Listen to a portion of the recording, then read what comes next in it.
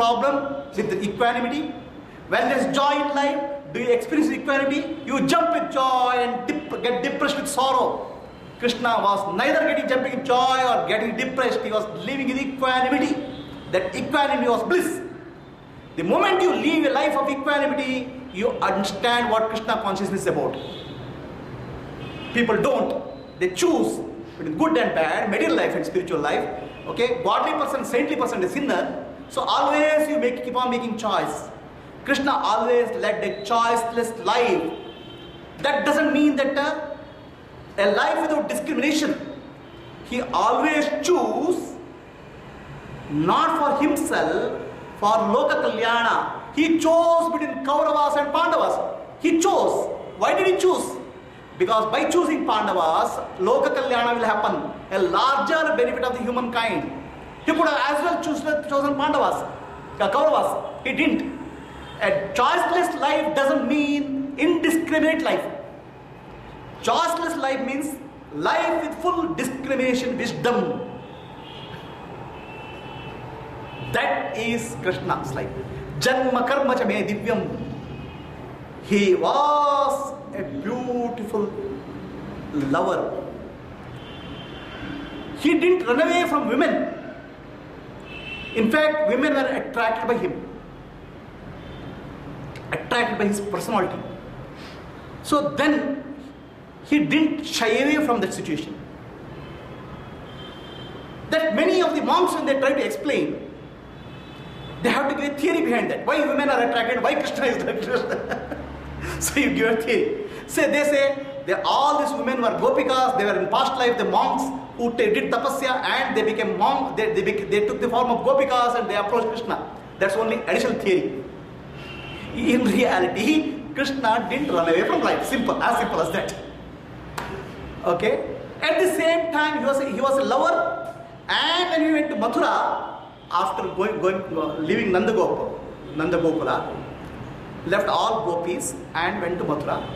He didn't get into depression. A lover, normal lover will get into depression. I left my lover there. Okay? He didn't get depression. He had a detachment and love, like opposite qualities in one person. So these two opposite qualities are in the same person. Okay? Human mind cannot conceive this. They will always find a theory to fit Krishna into some framework. If you ask a monk, he will fit a theory. Okay? If you ask a lover, he will fit a theory. Krishna. Okay? So Krishna is a combination of all divine qualities, which is very, very difficult for people to explain. So if you understand life of Krishna, you will definitely attain Krishna consciousness and real Krishna Janmashtami will happen in your life. That is the message. So Krishna lived all the time as the Sakshi, the witness consciousness. Okay, when witness consciousness, anything comes in life, you act appropriately without attachment to anything, complete detached actions, but fully focused on actions, not running away from actions. Krishna is a mix of opposites because he didn't choose. There is love and what is it? Not hatred, separation, yoga. There is peace and war. Sri Krishna gave a choice of peace also to Kauravas. When they are not ready, he went for a war also. So most of the people, peace means absence of war. No, I don't want to fight war. Okay?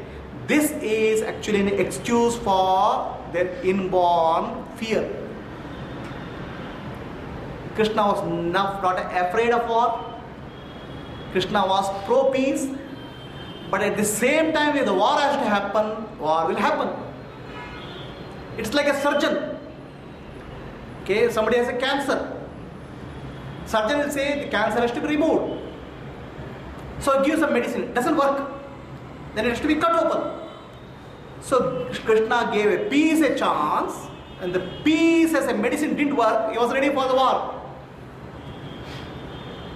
This people cannot comprehend. Either we are stuck with peace or we are stuck with war. We cannot understand and accept both. Apply appropriately. That's what Krishna was.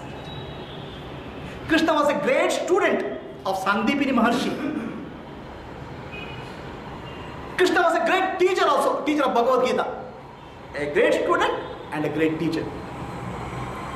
He was a politician, cunning politician, very sharp. Okay? At the same time, he didn't exploit the political position for his own benefit. He used that political situation only for the upliftment of people. Loka Kalyana. 16,000 women who were imprisoned by one of the ruthless kings of that time were freed by Krishna and Pandavas. Those women didn't have any place in the society because they had become outcast in the society. They requested Krishna to marry them and Krishna accepted it. Krishna didn't adhere to the social conditioning, the cultural conditioning, the intellectual conditioning, or any of the conditioning which was there. And Rama always lived with that conditioning. That's why Rama is called Purushottama, Sri Krishna is called Avatar Purusha, Avatar Shrestha. No boundaries, no conditions apply to Krishna. But then don't do it in your life unless you are living a life of witness, Sakshi, unless you are able to accept good and bad with equanimity, right? People choose the life part by part life of Krishna. A boy will go with 10 girls and say, I am following Krishna. But you have to follow Krishna in totality. You can't do part by part Krishna.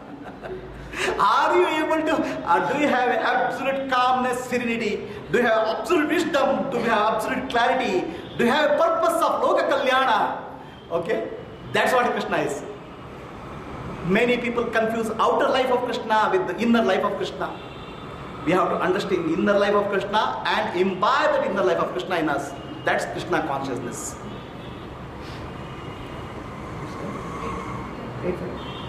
Okay, how do we imbibe life of Krishna? I'll just tell in a few minutes and then close. Then another thing which is there are many miracles in Krishna's life. As a child, he killed so many demons. So many people there are very few people who had as many enemies as Krishna is. The Putana, Kamsa, Mushtikasura, Chanura, many of the demons tried to kill Krishna. So it is glorified as the life of Krishna.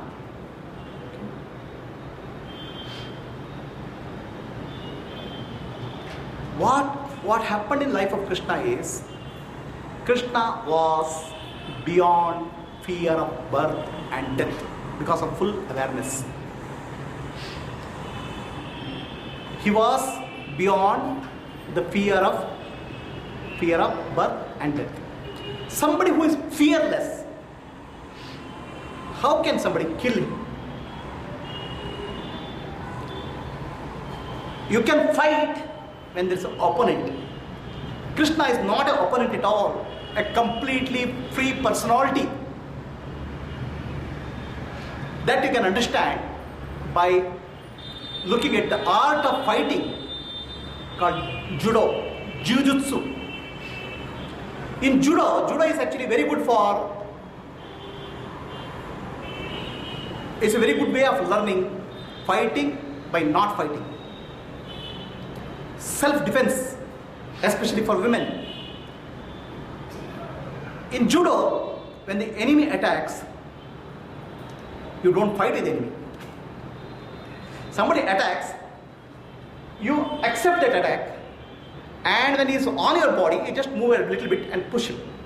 His own force will kill him. This is called judo, jujutsu, where you use the enemy's strength to destroy him, because you are not afraid of his attack. So Krishna lived a life of fearlessness. When enemies tried to kill him, it is the force and viciousness of the enemies which killed them, not Krishna. He just allowed them to die in that process. Krishna showed Vishwarupam to his mother Yashoda and Arjuna. Vishwarupam is a higher consciousness. When your Kundalini energy rises to the Sahasrara, you experience the totality of oneness of the universe. So this happened to Yashoda, Mother Yashoda, with Krishna as the child. She was so evolved to have Krishna as the child, and she had an opportunity to experience that jump in consciousness. Same thing happened to Arjuna when his mind calmed down and experienced the divinity of Krishna in the totality of the universe. This also we get a confusion in this TV serial and picture. We see the world appearing in the Krishna's mouth and body. It's called Vishwarupa. It is the other way. You experience the one consciousness, universal consciousness in every object of the universe. Everything in the universe becomes divine. That's the experience of divinity. That's called cosmic consciousness, Vishwarupa Darshana. So it happened.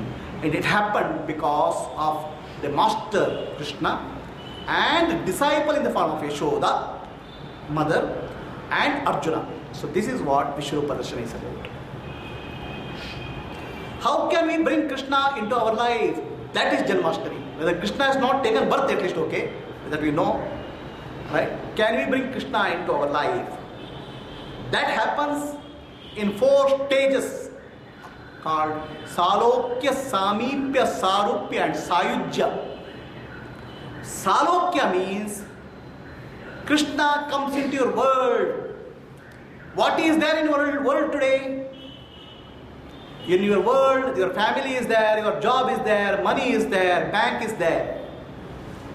In that life, the Krishna's life comes into you. The inspiration comes in the form of life of Krishna or higher consciousness or the master. That is called Salokya. Then comes Samipya. So then you understand Krishna is not just a historical figure. Krishna is important in my life because of the Krishna's mind. Mind of Sri Krishna is very different from the mind of ordinary human beings.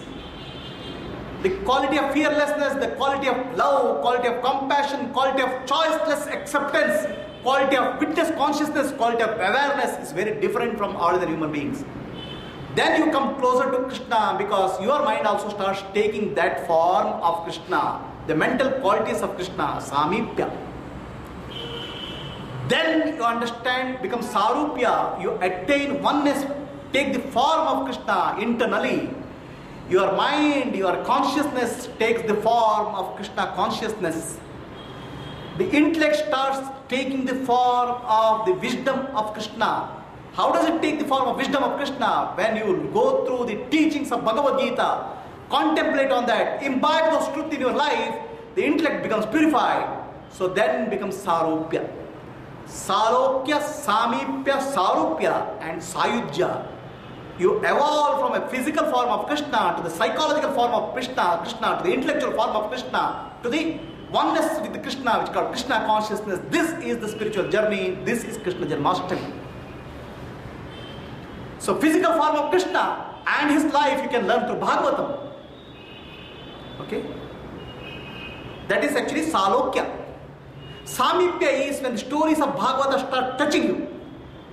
Sarupya is when that stories touch you and you go to the teachings of Sri Krishna in the form of Bhagavad Gita, contemplate, meditate on that. Intellectual absorption of the teaching happens. And Sayujya is experience oneness with Krishna. And this oneness can happen in the form of Vishwarupa or Atma Sakshakara or both. This is spiritual journey.